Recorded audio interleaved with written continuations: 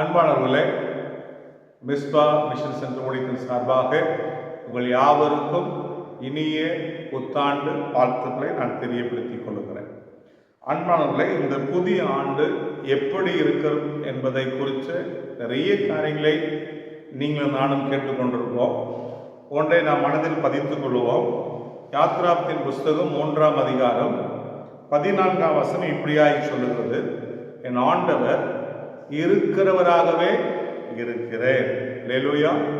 இந்த புது வருஷத்துல கர்த்தர் எப்படி இருக்கிறார்னா, கடந்த நாட்களில் எப்படி இருந்தாரோ அப்படியே இருந்து ஒவ்வொரு நாளும் நம்மை நடத்த வல்லமையுள்ள ஆண்டவராக இருக்கிறார். இந்த புது வருஷத்துல நீங்களும் நானும் எப்படி இருக்க போறோம், அதான் ரொம்ப முக்கியமானது. கர்த்தர் அப்படிதான் இருக்கிறாரு. நீங்களும் நானும் மாறினாதான் மாற்றத்தை எதிர்பார்க்க முடியும். அன்று மோசே மூலமாய் கர்த்தர் இருந்து அற்புத அடையாளங்களை நிகழ்த்தினார் அல்லவா?